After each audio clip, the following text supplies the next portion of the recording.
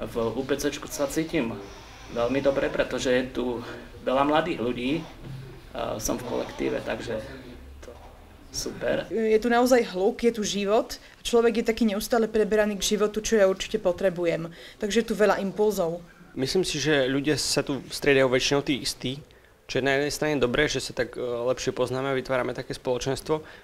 Na druhej strane je to trocha škoda, že keďže má univerzita niekoľko tisíc študentov, keď tu chodí iba nejakých 100, 200, tak myslím si, že je to málo. Chodím tu obedovať, učiť sa, hrať karty, alebo sa len tak rozptýliť a pospať si. A cítim sa tu veľmi dobre, lebo sú tu fajn ľudia, cítim sa tak slobodne a sú tu aj kňazi, s ktorými sa dá porozprávať alebo aj zahrať karty. Univerzitné pastoračné centrum Jána Vojtašáka bolo zriadené 1. novembra 2002 spišským diecéznym biskupom Františkom Tondrom. Takmer rok predtým bol na pôdu Katolíckej univerzity pozvaný spolu s pátrom Štefanom Halienkom otec Jozef Žvanda, ktorý v Univerzitnom pastoračnom centre pôsobí od jeho začiatkov. Toto je vlastne taký moto môjho života, s takým som prišiel aj sem do Ružomberka s pomocou Božou a spoločne.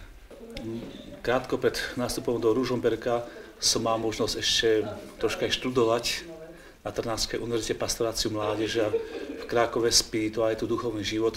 Toto ma tak pripravilo, že keď som prišiel do Ružomberka, už v podstate som vedel, že o čom je to vysokoškolský život a čo je potrebné. Súčasné priestory získalo Univerzitné pastoračné centrum v roku 2005. Tie slúžili katedre výtvarného umenia, no keďže tá ich opustila pre zlé podmienky a potrebu väčších priestorov, šance sa uchopilo pastoračné centrum. Postupne pribúdali naše priestory, najprv to bola iba sakristia kaplnky, potom sa nám podarilo získať jednu malú miestnosť. Vedľa tejto miestnosti bola väčšia miestnosť, tejto sme robili čajku. Stali sme pred rozličnými úlohami, ako to všetko nastaviť. Bolo to veľmi živé, veľmi tvorivé. Kaplnka sa nachádza na prvom poschodí, bola v priestoroch dievčenského internátu. Stalo sa, že niektorí chalani sa boli príliš zbožní a vraveli na vrátnici, že idú samotne do kaplnky a za ten čas oni navštevovali dievčatá. Čo nie až taká zlá vec, ale možno dobre je niekedy sa aj modliť.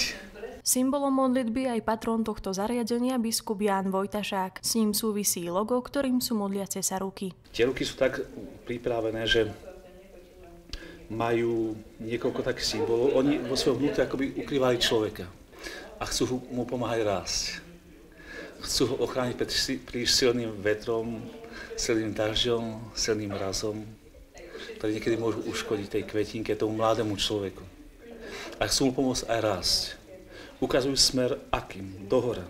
A zároveň tieto ruky akoby tak naznačujú troška aj symbol Ružomberka, tento nádherný vrch Čebrať, ktorý je nad Ružomberkou našou univerzitou.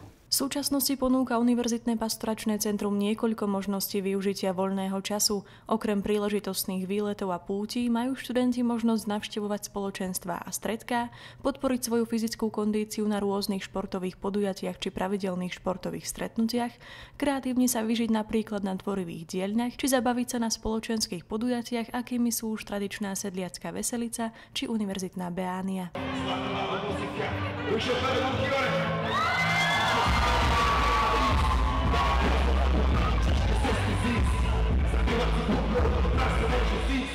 Ako sa bavíš na beáni? Áno, tak my sme sa veľmi tešili na beániu, splnilo to naše očakávania, veľmi sme sa zabávali a dúfam, že sa ešte budeme zabávať do rána. Zabávam sa úplne super, najviac ma dostal teraz koncert Majka Spirita, kde som bol s mojou priateľkou a sme sa vyšantili. Myslím, že to lepší koncert som za posledné 3 roky určite nezažil, takže som spokojný.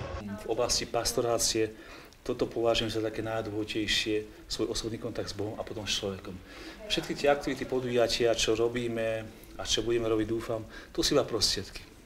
Iba prostriedok, ako byť s tým človekom, ako sa k nemu priblížiť. Práve o to sa snažia v súčasnosti 4 kňazi a 1 diakon, ktorí sa v Univerzitnom pastoračnom centre venujú pastorácii mládeže. Som vďačný za túto službu a aj naďalej som pripravený v nej slúžiť, pomáhať, pozývať do tejto našej spolupráce ďalších kňazov, mladších kňazov s novým ťahom na bránku. Vidím obrovský posun za tie roky, veľmi veľa dobrého.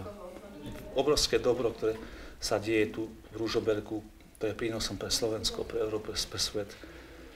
Človek to až možno časov ocení.